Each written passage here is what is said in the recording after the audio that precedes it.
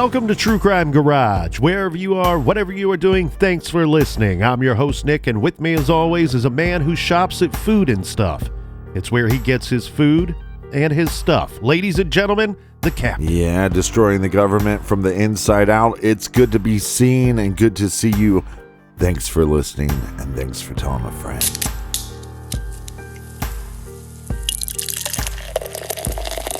This week I am very excited to be featuring a seasonal beer from one of our very favorite breweries. This week, look out, because we are featuring Peachful by the great Highland Brewing in beautiful Asheville, North Carolina. Inspired by the South's favorite fruit, this ale features the soft sweetness of the peach. This ale is delicious and refreshing. Garage grade 3 3/4 bottle caps out of 5. And we'd like to thank some of our friends for helping us out with this week's beer fun. First up, we got a big shout out to Frank in Kingsley, Michigan. And a big shout out to Nicole in Charlotte, North Carolina. And here's a sunny cheers to Steven in Tampa, Florida. And a big we like your jib to Kelly in Evansville, Indiana. Let's give a cheers to Ruth Anna in Crisfield, Maryland. And last but certainly not least, we have Joseph in Perth, New Zealand. Everyone we just mentioned went to truecrimegarage.com and helped us out with this week's beer run. And for that, we thank you. Yeah, say it with me. BWRUN, beer run. Go to the store and get you some. Hey, but if you're not on the mailing list, go sign up right now because I've been sending out promo codes. I'm going to send out another one in a couple weeks. And so if you're not on the list, you're not in the know. And Colonel, that's enough the business. All right, everybody gather around, grab a chair, grab a beer. Let's talk some true crime.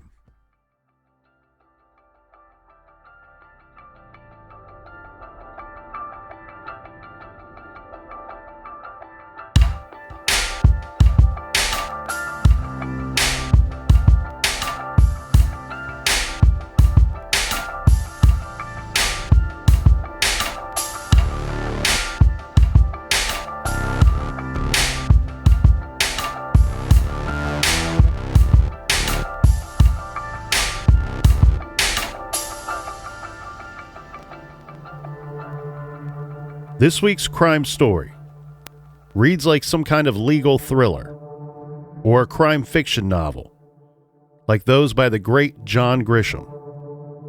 But trust me, my garage friends, when I say this, unfortunately, is a very real and true story.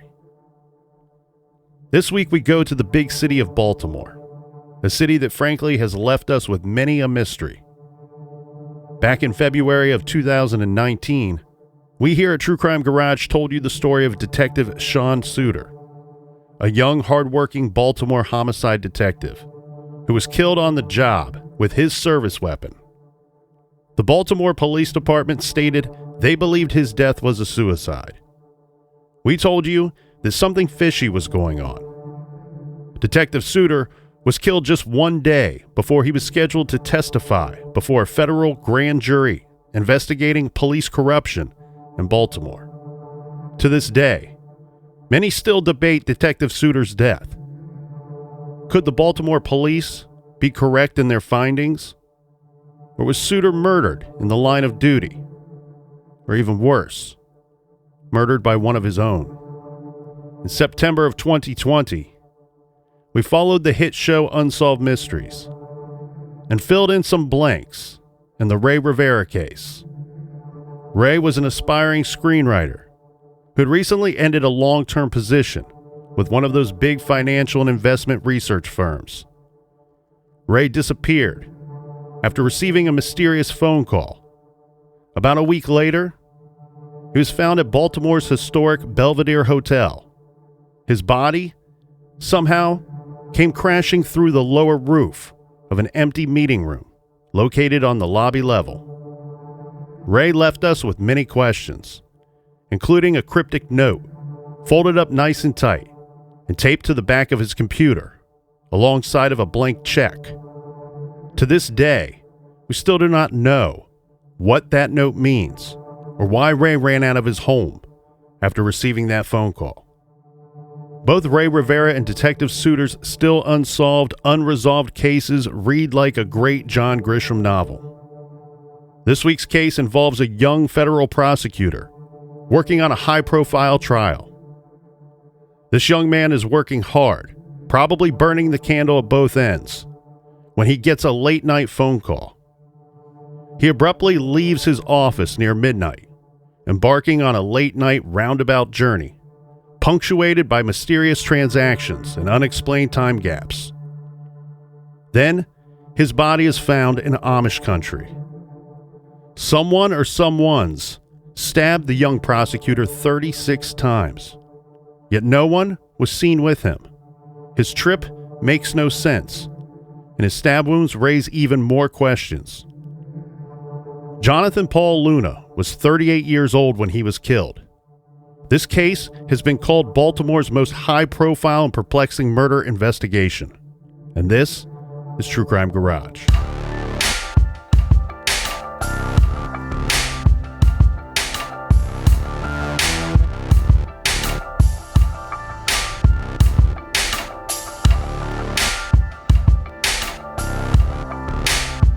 December of 2003, Jonathan Paul Luna is 38 years old. He's an assistant U.S. attorney, and at this time he is actively prosecuting a big case.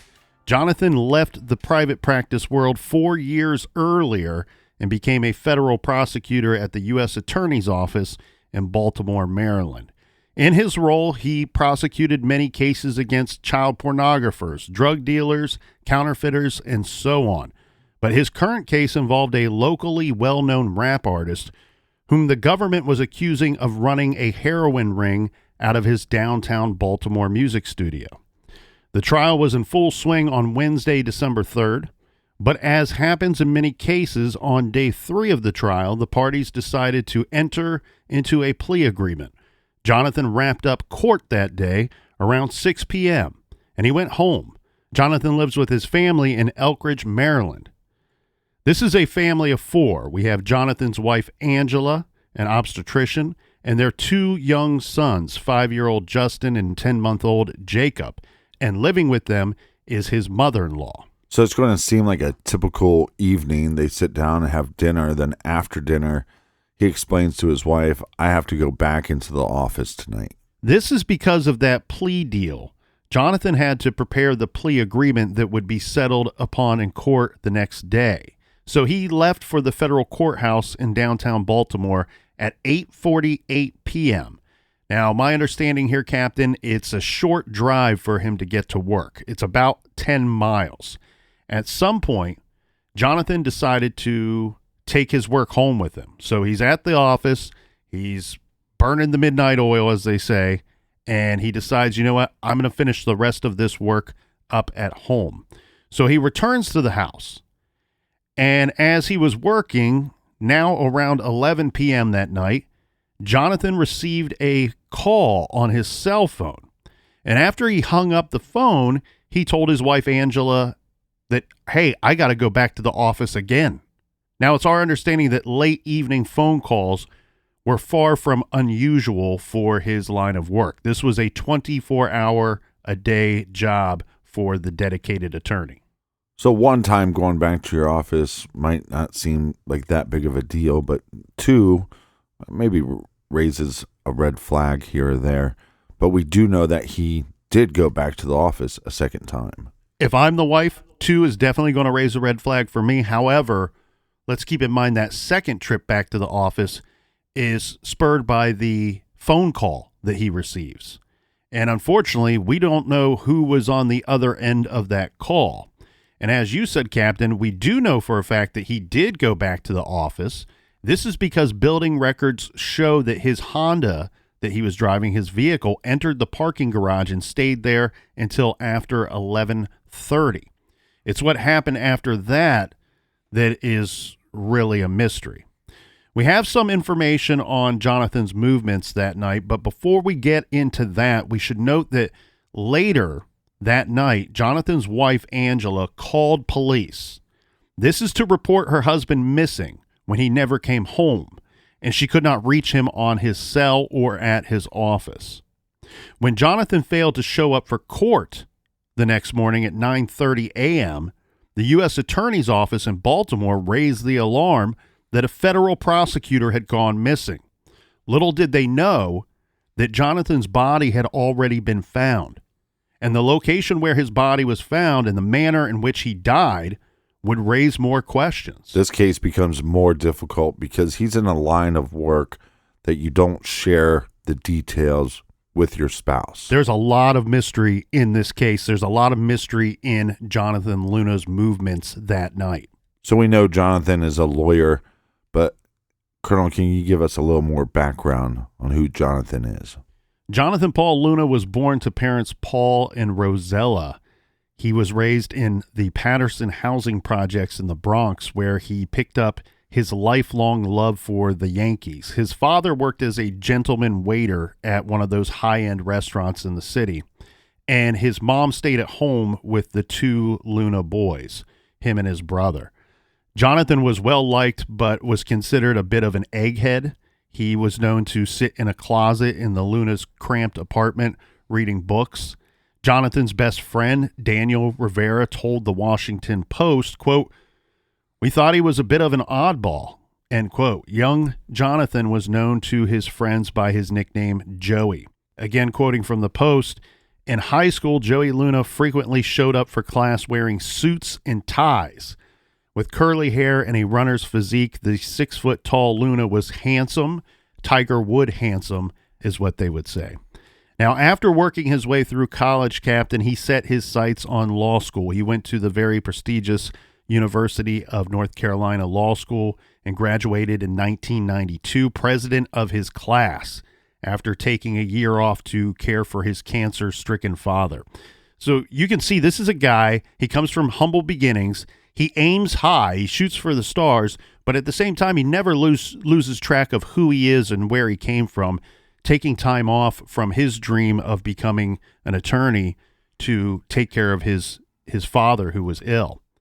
After law school, he worked as an associate at one of D.C.'s top law firms, but soon decided he wanted to be in the public sector. So he moved to the Federal Trade Commission and then the District Attorney's Office in Brooklyn.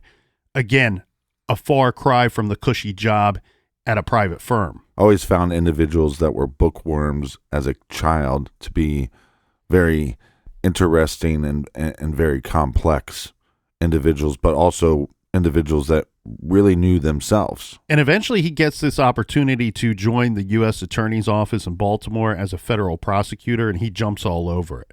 The Maryland U.S. Attorney who hired him, Lynn Battaglia, said of Jonathan, quote, "He had a really vivacious personality, peppy, excited, full of vigor. He really wanted the job. He really wanted to be an assistant U.S. attorney," end quote.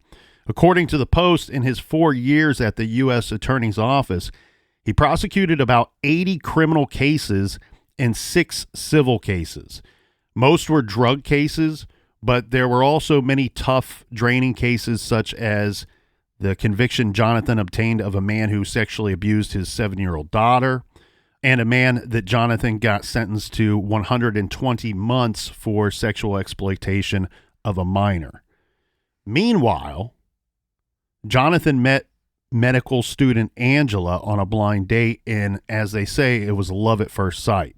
They were married on August 29th, 1993. They moved to Elk Ridge, Maryland, where Angela was from. And eventually, listen to the character of this young man. Eventually, Jonathan paid for his parents to move nearby and help subsidize their home payments. That's just the kind of person he was. He was going to take care of mom and dad. All of his colleagues seemed to like him. And it does sound like, Captain, around the time of his death, that might be a little more debatable. But for the most part, he's there for a 4-year span. We couldn't really find anybody to publicly say a bad word about him. And on the contrary, he was called special. He was exciting and idealist. A former prosecutor who worked with Jonathan named Joe Evans said he was wonderful, upbeat person who was supremely dedicated to his mission and to his profession. Even a defense attorney on the trial that Jonathan was working on when he died, he said he was a very decent person. And this is the opposing counsel. Even some of the defendants he worked so hard to put away, I guess they affectionately called him Tito because they thought he might look like Tito Jackson. Opposing counsel, but they work in the same field. They're colleagues. Right. But also what we've learned in the last 7 years is if a bunch of people like you and if you walk into a room and light it up, you might want to watch your back. Thankfully for me, I don't have that problem. Mm-hmm. You darken the room. He was an athletic guy, though, Captain. He was an avid marathoner. He loved to organize the office softball team and throw dinner parties. I guess he joined the Barristers Club in November, the November before he was killed. This is a fraternity for judges and lawyers. And his violent, lonely death in that cold stream in the middle of Nowheresville, Pennsylvania, was the last thing that anyone would have expected. Just this initial introduction makes me think of the movie The Firm. Mm-hmm. But let's dive into what we know about the crime scene. Yeah, so at 5 a.m. on Thursday morning, this is December 4th, we have a drilling employee. There's a company there. I'll avoid their name. But we have an employee. He's starting out his day, as usual, in the pre-dawn hours. The company was located on Dry Tavern Road in Lancaster County, Pennsylvania. The worker parked his truck, went inside, did the normal stuff, got coffee, went back outside to fill the company's trucks with fuel for their daily rounds. When he's doing this, he spots a red light in the darkness off the road near a wooded area. So next we have a coworker that shows up, and the two men walked over to see what this light was. It's not supposed to be there. As they approached, they were startled to see that they had come upon what appeared to them, and what I'm sure they assumed was a car crash. They see a silver 2003 Honda Accord that is 75 yards off of the road. The vehicle's front wheels are in a small creek. The headlights were off, but the engine was still running. The red light they had seen was coming from the dashboard indicator light. Concerned, the men peered into the window of the vehicle, but the car was empty. In the dim light, keep in mind, it's still dark at this time, they could see what looked to them to be blood on the front seat and a child's unoccupied car seat in the back of the vehicle. The workers called 911 and reported what they had found. When asked on the phone by the operator, they said, no, we did not see the driver of the car anywhere. The area of Pennsylvania where we're talking about here, Captain, is 100 miles from Baltimore. This is Amish country. It was so rural and peaceful that no one was on duty from the local township police force. So instead, the state police handled the 911 call. So now, very quickly, we have Pennsylvania State Police troopers who arrived on the scene. They had no trouble locating the car's presumed operator. He was lying face down in the stream, basically under the front of the running Honda. He had no pulse. EMTs noticed right away that the dead man appeared to be riddled with stab wounds. Now, back in Baltimore, Jonathan's failure to appear in court was a big deal, and word spread quickly that he was missing. When word came in that he had been found dead 100 miles away, there was an immediate call to action. His boss, U.S. Attorney for Maryland, held a press conference on the steps of the federal courthouse building and swore to solve Jonathan's murder, saying, quote, "Let there be no doubt that everyone in law enforcement, local police, state police, United States Marshals, ATF, FBI are united. We will find out who did this. We are dedicated to bringing the persons responsible for this tragedy to justice. That's a commitment from me. That's a commitment from every law enforcement officer in the state of Maryland." Jonathan's funeral would be attended by over 1,000 individuals. Here's where we start to have a bunch of problems with our true crime story this week here, Captain. It's when you really try to dive into the details to figure out what happened. And a spoiler alert here for those of you that don't know the Jonathan Luna case. At some point, his whole death, he is found stabbed and in this shallow creek, in the waters of this shallow creek. But there will be debate in this case over the years as to, was this a suicide or a homicide? Now, things were back then and are still to this day very complicated by the refusal of law enforcement to release the autopsy report. In the absence of actual information from that report, anonymous sourced comments and rumors have skewed the narrative of the autopsy findings. As a result, there was a ton of misinformation at the beginning of this case, and I'm going to go through some of that misinformation right now. So, for example, we have Judge Corals. This is the judge that's presiding over Jonathan's current trial when he's killed. This judge tells the Associated Press that the prosecutor, Jonathan, had suffered multiple stab wounds and gunshot wounds. Someone else said that Jonathan appeared to be the victim of a, quote, an execution-style murder, sources told ABC News.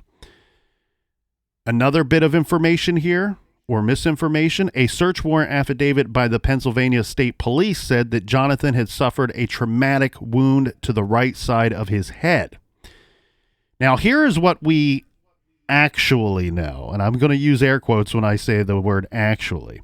Here's what we actually know, with the caveat that the reports have never been officially released. So we only, quote, know this stuff from people in the know who have commented or from leaked information. Well, a lot of this information is going to come from the Dr. Barry Walt. So he's a family doctor, but also works at the Lancaster County, or works as a Lancaster County coroner. And the way that this comes out, as said, the autopsy has never been officially released. Also, they've refused to release it, but he's answered some questions on the record. He was present when the forensic pathologist conducted the autopsy. Now, while the actual pathologist refused to discuss the results, Dr. Walp has talked, and he said to the Baltimore Sun that Jonathan was found dressed in a business suit, shirt and tie, an overcoat, socks and shoes, that there was no wallet or cell phone in Luna's pockets, but he was wearing a work identification badge around his neck. He was also wearing his wedding ring at the time of his death. Now, back to the wallet, I have seen reports that say it was not in his pockets, but was found in the vehicle. As for the cell phone, not so much. Not located. We'll get into the cell phone in a little bit. Dr. Walp also reported that Jonathan died from drowning and had suffered multiple stab wounds in the neck and upper chest. He was not shot. His death was ruled a homicide. So no matter what we want to debate, it was ruled a homicide. Multiple sources say that Jonathan suffered 36 puncture wounds to his upper chest, neck, and head. More than half of the wounds were to his neck. Well, I'm going to play a little Captain Obvious for you, but in a mystery murder case, one of your options that's on the table is possible suicide. This is not suicide, period. And how do we know that? We have evidence of 36 puncture wounds. That's what they're telling us. You don't puncture yourself 36 times, so you can take suicide off the table. This lawyer, Jonathan Luna, was viciously murdered.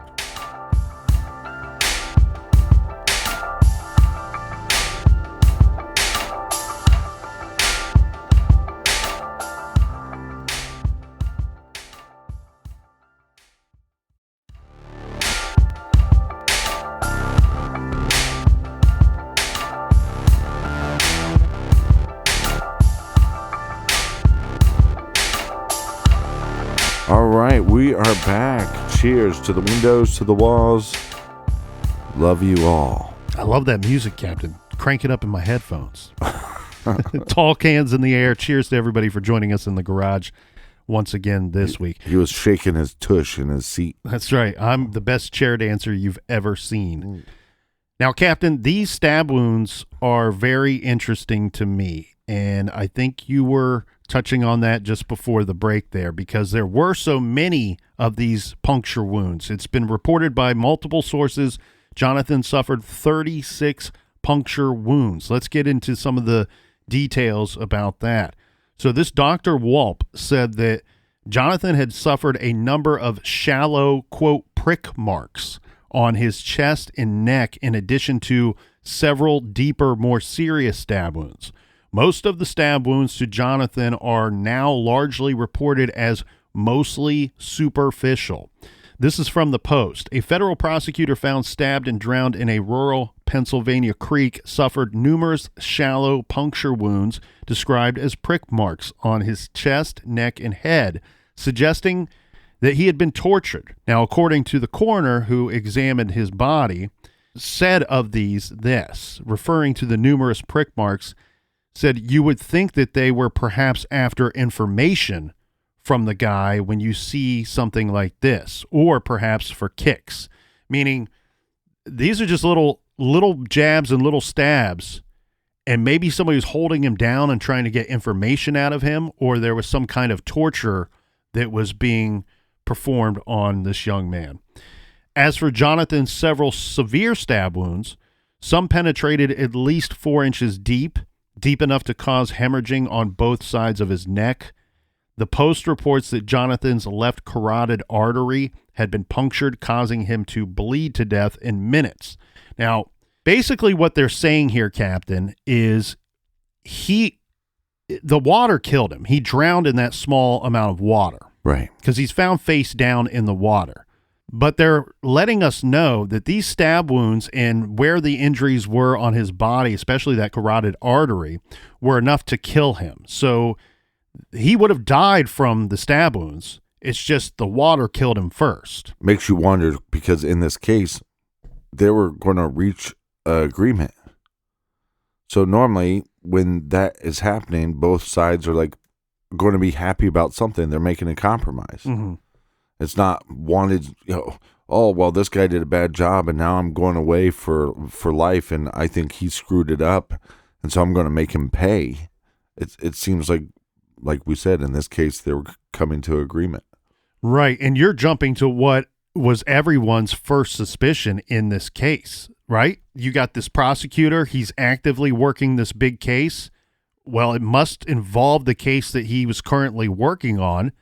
And, we said that him being found in this creek 100 miles away, murdered this way, was the last thing that anybody would have expected. Well, that's not entirely true. There is a certain amount of danger that comes with this job, right? You're putting away bad people who probably would like to do something bad to you. So it's not the last thing that anybody would expect. We're spot on with our statement because of the way that he is found and where he is found. Nobody would have expected him to be killed this way and so far from home. Now, back to some more of this information regarding the never released autopsy. Again, Dr. Walp said in an interview cited by the Post that Jonathan was still breathing when he was dumped face down in the frigid water. So that goes back to the idea that the water killed him first, but he certainly would have died from these puncture wounds. Yeah, brutal. The doctor also said that there was a considerable amount of congealed blood, which indicated to him that Jonathan had probably been lying there in that position for a period of time. I hate when they use the phrase a period of time. We know he was there for a period of time. Right. Was it a long period of time or a short period of time? Yeah, at least give us that. Yes. Dr. Walp corrected the statement in the police affidavit citing the traumatic injury to Jonathan's head. He said that there was no such injury. However, and this makes a lot of sense, the Post reports that there was a head wound, but it's believed to have happened when he landed in the creek, that maybe it wasn't somebody striking him over the head with something. It's simply when he fell face down into the creek, that's when he had this injury to the head. Defensive wounds. Were there any? This is what we want to know, especially when people are going to argue suicide. So the Post reported that there were cuts to Jonathan's hands and a fingernail mark near his wrist, but there were no cuts to his arms. And most reports say, citing anonymous law enforcement sources, that there were no defensive wounds. I debate that a little bit based off of the information that there were cuts to his hands. But again, without this document being released, we don't know exactly what is fact and what is fiction here. Yeah, is the doctor telling us the truth, or is he just speculating on what he believes happened? Now, the vehicle, Jonathan's vehicle, is going to be of major import to this case, of course. The Maryland tags on the Honda stood out right away to the Pennsylvania State Police. Tracks on the ground showed how the Honda had turned off of the road and ended up creekside. The car's doors were closed. The headlights were off. The engine was idling. I'm assuming it was in park or was stuck in a way that it couldn't move. The front wheels were reportedly right on the edge of the short embankment to this very shallow stream, leaving indentations in the soft mud. A police affidavit indicated that there was blood in the car. And we know that we have the two gentlemen that called 911, they say that they saw blood in the vehicle as well. But according to this police affidavit, Captain, along with the blood inside the car, there was cash scattered inside the vehicle. Mm-hmm. The Post reported that about $200 in cash was found in the vehicle, and also something that they're calling cell phone equipment was found in the back of the vehicle. I'm guessing that might just be cell phone charger was found in the back of the vehicle. Maybe it's an old Zach Morris phone. Right. Well, it's 2003.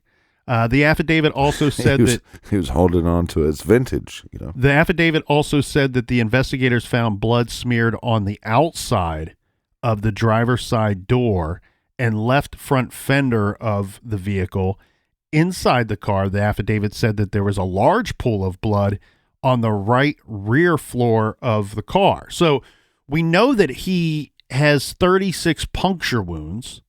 He's going to be, unfortunately, leaving a lot of blood at this scene. It's really interesting to me where they're finding a lot of this blood.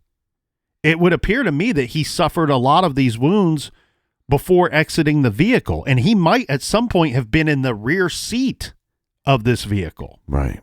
The FBI conducted DNA tests on the blood found in the Honda. It looks like they were looking to see if all of the blood found was Jonathan's or perhaps someone else's blood as well had been bleeding in the car. There were many early reports. This is incredibly interesting to me, how these things seem to go away in this case. But early on, Captain, there were many early reports that it was determined that there was blood from a second person found in the vehicle. But nothing else about this has ever been released to the public. Right. What was not found in Jonathan's car, again, his cell phone. It was sitting in his office at the courthouse. And so were his eyeglasses. You would think that if he met somebody at his office, they would have record of this or have some kind of CCTV surveillance. You would be shocked at the lackluster security set up at the courthouse. I was really surprised when you have these people who are working with dangerous individuals that probably receive threats on the reg, that there's not better security or better surveillance at this area. Now, his cell phone and his eyeglasses being found at the office could be an indicator of either he rushed out of the office for some reason, or if he were to have been abducted at some point that night, maybe it happened at the office, or he simply just forgot them. It's really confusing, but I think it's a piece in this case that we cannot overlook, and it should not be understated. Well, it's strange, though, because he had two important calls that we know of that altered the events of his night. So you would think that even if he's leaving in a rush, he's making sure he has that cell phone just in case he gets another call. Well, since Jonathan Luna is a federal employee, the FBI is going to head up this investigation. And it looks like a field agent in Baltimore, her name Jennifer Love, handled the case. She made a public request for information saying that the agency was aggressively investigating the circumstances surrounding Jonathan's death. They looked at his computer files, emails, financial records, past trials and prosecutions. They pored over his phone logs and Palm Pilot information. I forgot all about Palm Pilots. They interviewed his family, friends, colleagues, and associates, and so on, just like we would expect them to do. Investigators descended on this Lancaster County in the days after the death, showing Jonathan's photo to motel desk clerks and gas station attendants and asking for guest logs and video security camera footage. The only avenue that bore fruit was when they started retracing his steps after he left the office on that fateful night. Jonathan's car had in it what in the state of Maryland and other states is called an Easy Pass transponder. So this allows one to do automated payments at toll booths so that you don't have to stop and throw change in the bucket or hand over some cash to the toll booth operator. Investigators gathered the electronic toll records from his transponder and the security video of the transactions at toll booths where payments were registered that night. They also pulled his ATM and credit card records and looked to see where those cards were used, if they were used that night, and they were. And the picture that started to emerge of Jonathan's last hours, well, frankly, they're very, very confusing. Well, before we dive into the events of that night, let's go back to this trial because they're set to make a deal, which, like I said, sets his evening in motion. So what was this whole trial about? Okay, so you're spot on here, Captain, because this was everyone's first assumption in Luna's death. And in fact, so much so that as soon as his body was found, his co-prosecutor on the drug trial and his family and Luna's family were all placed under immediate law enforcement protection. Judge Lynn Battaglia, who had hired Jonathan in 1990 when she was a U.S. attorney for Maryland, told the Post, quote, "I was fearful that he had been killed in relationship to the job, which is what everyone thought," end quote. So these guys that he worked this deal with, Walter and Dion, we know that they were both behind bars at the time of Jonathan's death. So they physically weren't the ones who killed him. But could they have arranged for some type of hit? Now, this would make a lot more sense, as you're pointing out here, Captain, if there were no plea bargain on the table. Right. And Jonathan Luna's the one that made the plea bargain to them. And so we have one of the attorneys for these guys that goes well out of their way to point out, look, not only was this a plea agreement in favor of these two guys that were facing all these charges, it was a really good deal for both of them. More serious charges were being dropped, in fact. And so it was a really good deal for them. And so the attorney goes out of his way to say, look, they're not involved. They didn't have anything to do with it because if something happened to Jonathan Luna, they run the risk of something happening to that really good deal that they were going to get. I do want to point something out here, though, before we move off of this idea. I don't think that this should be so quickly dismissed. I agree. Because, look, a lot of criminals are pretty dumb people, all right? And what happened if they ordered some kind of hit and the information of the plea deal being offered that same day never makes it its way to the person that's going to carry out the hit? And so what if the hit was arranged before things had turned in their favor? And it was a dramatic turn in their favor, an abrupt turn in their favor. So what if that information didn't reach the right set of earballs and some monster goes out there and handles things the old dirty way before they receive the information? I think that that should still be a possibility. However, the big but on that one is, this is investigated by the FBI and others. This is the angle that they would have pursued first, and that they would have really looked at the most severely early on in this case. And so while I don't think we can so quickly dismiss this idea. I'm a firm believer that this was thoroughly looked at and considered. Maybe not ruled out completely, but really strongly looked at in this case. Let me just say, I like big butts and I cannot lie. But maybe it's some kind of combination of that. Oh, yeah, okay, the case shifts and you're going to get me a deal. But maybe this criminal from the beginning said, if this guy doesn't get me off, then he's gone. And to send a message to everybody else. I mean, who knows? But it seems like they were involved in quite a bit of wrongdoings. Yeah, so the way these guys were violent individuals as well. They weren't just selling drugs. They were also violent. One, in fact, was accused of murder. But the thing here, though, Captain, is when I say dramatic and abrupt shift in the case, it was very much that, because what ended up happening was the witness that was going to put these guys away was an informant that was working for the FBI and gathering information on these types of people, right? But at the same time, this individual was slipping out of their ankle monitor, that they were supposed to stay at home and continue to sell drugs themselves, continue to do violent behavior and break the law, all while being on the take from the FBI. The problem with this then becomes for the prosecution, because it's going to look to everyone like, hey, there was an incentive for this guy to testify against these people. He's doing the FBI a favor. They're taking care of him, and he's putting away these other two bad guys. Meanwhile, he's committing all these same crimes himself. So it's a big, big problem for the prosecution.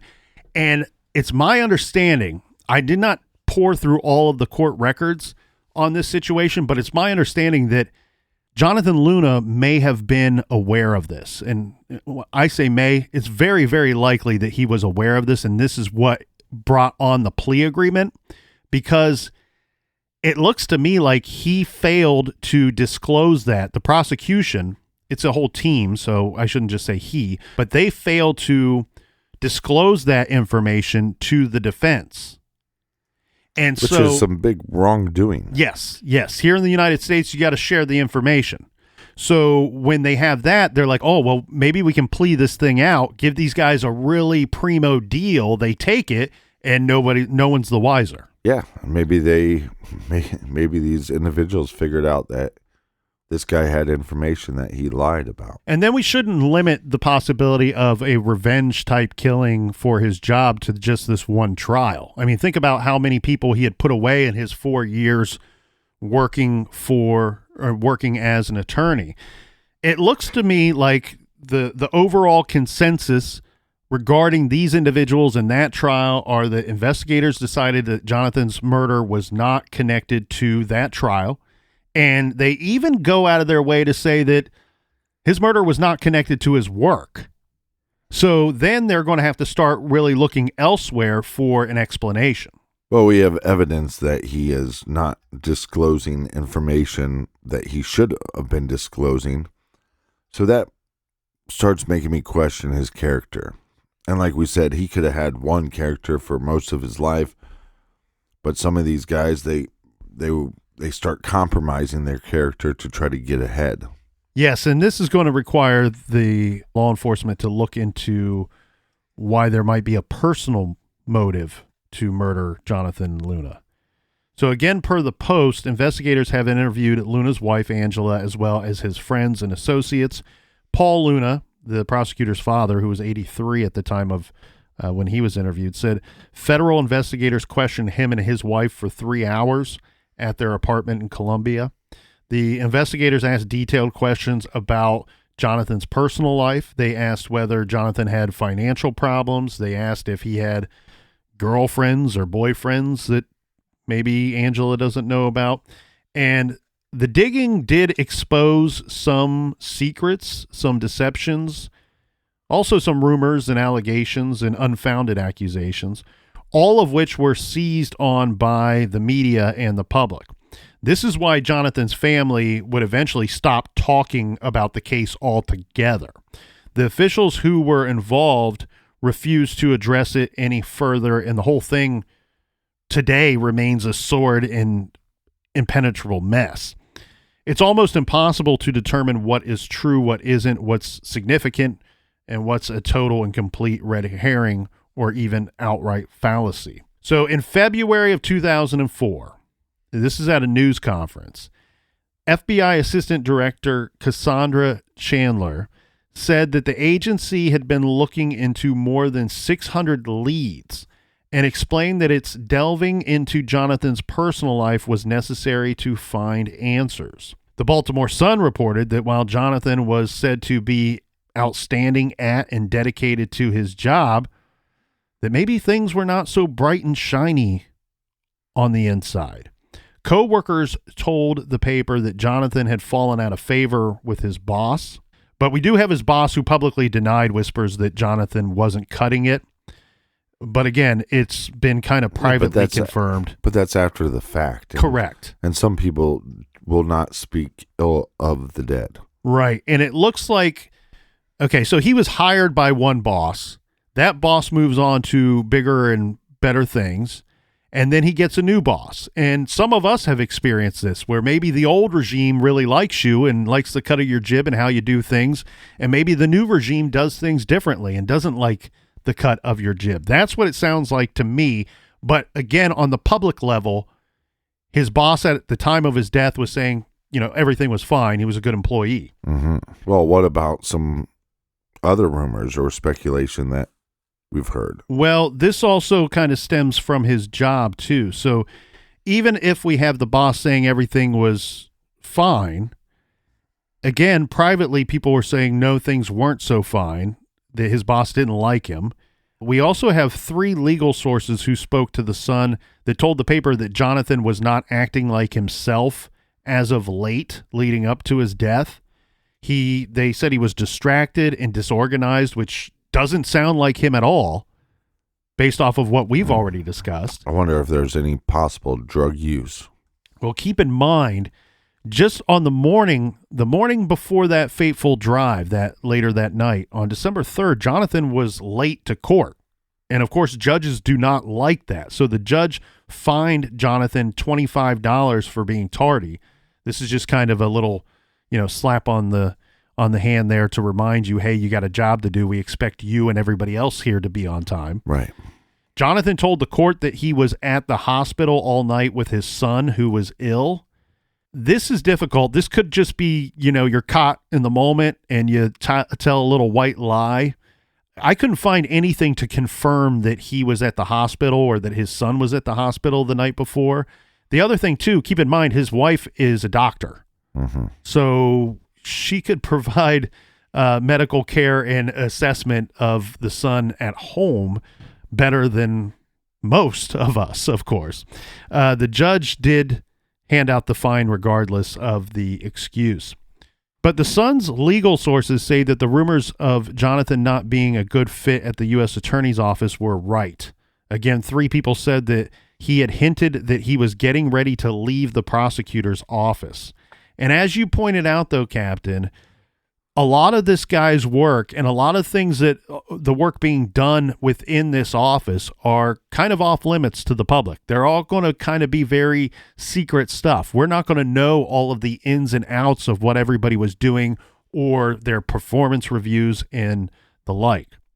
Now, you asked about other things. Well, of course, the police are asking about other things too. One thing in particular was debt that they wanted to know about. Yeah, financial troubles. This can be a reason for murder or suicide. Or the Baltimore Sun reported that law enforcement sources said that Jonathan Luna was $25,000 in debt on several credit cards.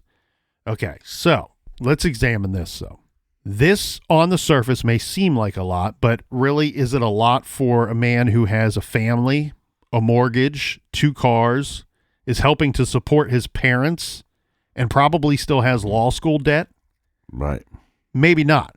Here's where the problem comes in. The Sun says that he had as many as 16 credit cards. That's what the newspaper says, as many as 16 credit cards, and some that maybe his wife didn't know about.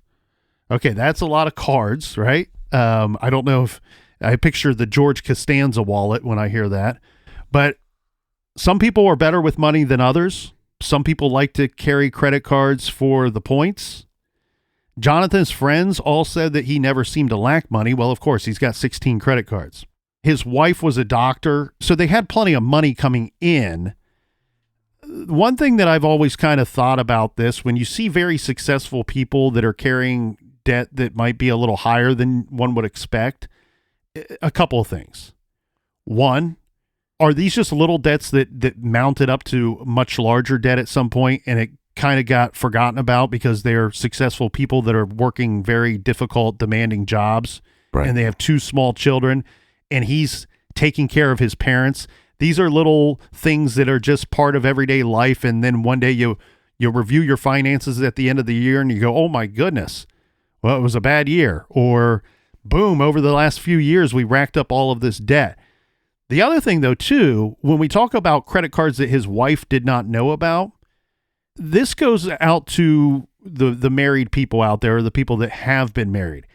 This has never been my experience, but I have heard and been involved in conversations throughout my years on this big blue marble where people have told me so-and-so's been married for years and found out, oh, we were not in as good of standing as I thought we were. We were behind on our bills, or we had a lot more debt than I thought. When I go, well, why didn't you know what was going on? Well, my husband handles the finances, right, or my wife handles the finances, and I just didn't pay any attention to it. I thought that she or he had it under control, and I learned, whoa, we're in trouble. So this whole thing doesn't look, and I know that people have been killed over a lot less money, but when we talk about money troubles, I think the only reason why this is a factor here and this number is mentioned, this $25,000 and so on is mentioned here in Luna's case, is because then there was suspicions that he could have been involved in a theft, that there were whispers about a possible theft.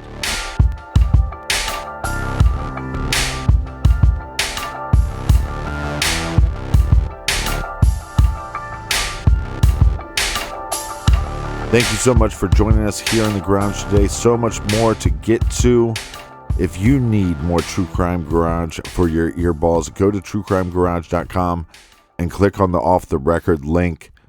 It's our bonus show, so it gives you a bonus of True Crime Garage. Yeah, check out the bonus show. You get all of the back catalog of Off the Record as well, which we've done over 100 episodes, and it's, as I've been told many times, it's America's favorite podcast. So check that one out. Join us back here in the garage tomorrow. Until then, be good, be kind, and don't litter.